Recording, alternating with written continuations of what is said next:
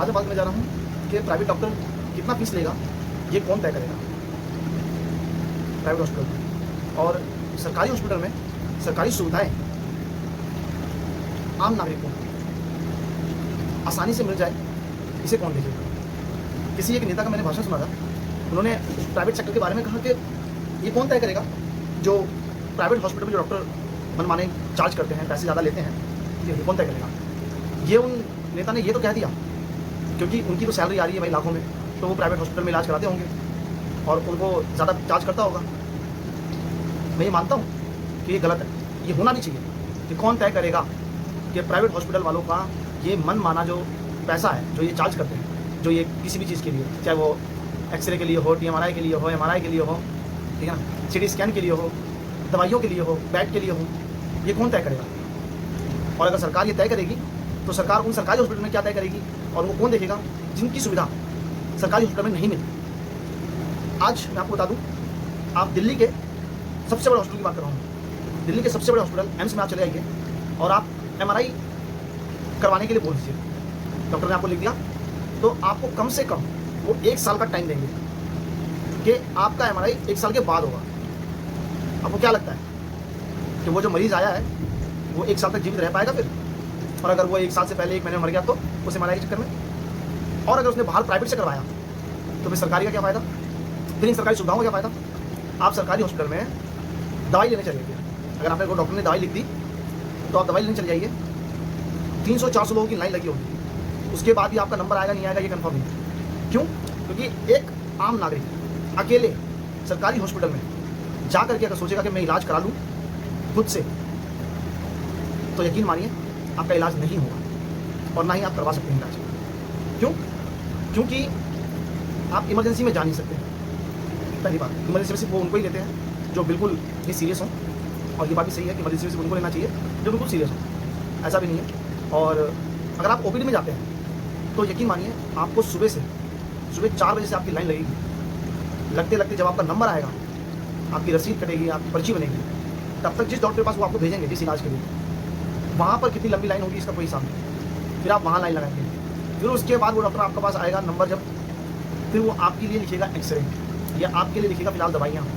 उन दवाइयों के लिए या उस एक्सरे के लिए आपको कितनी लंबी लाइन लगानी पड़ेगी ये आप भी जानते हैं और ये मैं भी जानता हूँ, क्योंकि मैं भी एक आम नागरिक हूँ। दोस्तों, मैं एक आम नागरिक के नाते आज अपने दिल में जो आया मैं वो आपको बता रहा हूँ। बाकी आपके हिसाब से आपके शहर में कितनी आपको सरकारी सुविधाएं मिलती हैं वो तो आप ही जानते हैं। मुझे कमेंट करके जरूर बताइएगा दोस्तों कि आपके यहाँ सरकारी सुविधाएं कितनी मिलती हैं, और अगर आपको नहीं मिलती हैं तो भी बताइएगा, और मेरे इस वीडियो को जरूर शेयर कीजिएगा दोस्तों, ताकि मैं ये जानना चाहता हूँ उन सरकारी ऑफिसर से, उन सरकारी लोगों से, उन सरकारी हॉस्पिटल्स के जो नेता हैं बने हुए हैं, जिन्हें एक तरह से आप कहिए कि इनका ठेकेदार बना दिया गया है।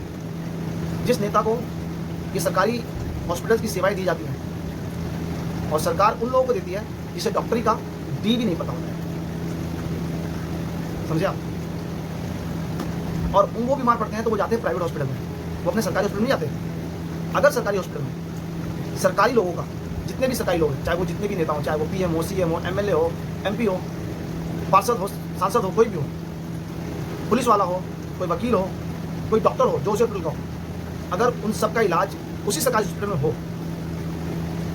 तो मैं कहता हूँ सरकारी हॉस्पिटल चलाने का फ़ायदा सरकार को है, वरना आम पब्लिक के साथ आप सिर्फ धोखा करते हैं। कई दवाइयाँ आपके पास मिलती नहीं हैं, आप कंप्लेंट नंबर लिख देते हैं कि कंप्लेन करें, अगर कोई डॉक्टर कुछ कहता है आपको कंप्लेन करेंगे ना तो वो नंबर लगता ही नहीं है पहली बात तो, और जब लगेगा तो उल्टा डॉक्टर जो है उस मरीज पर अपना गुस्सा निकालेगा कि उसने मेरा कंप्लेन कर दी। तो ये सब कौन देखेगा।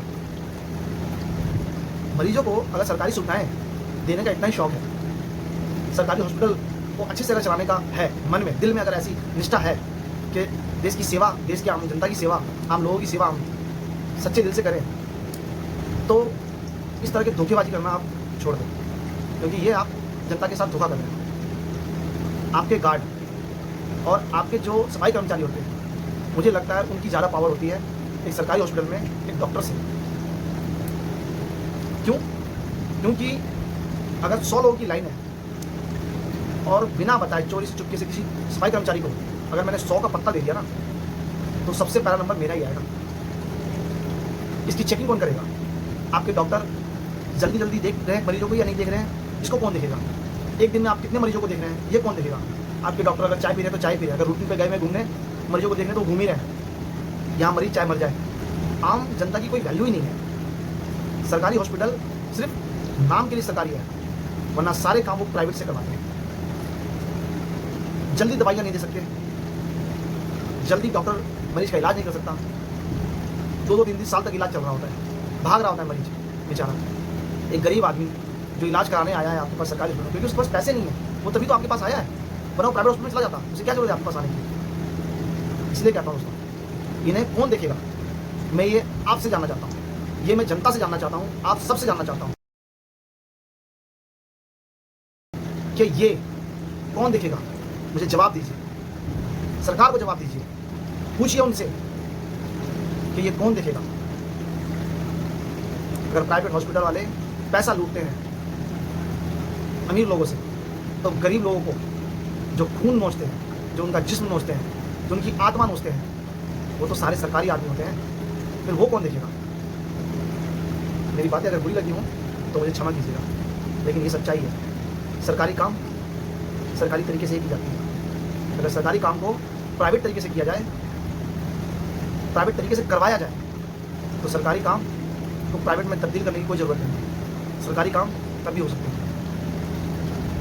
बाकी आप राय दीजिए, मैं जानना चाहता हूँ आपकी क्या राय है। जय हिंद।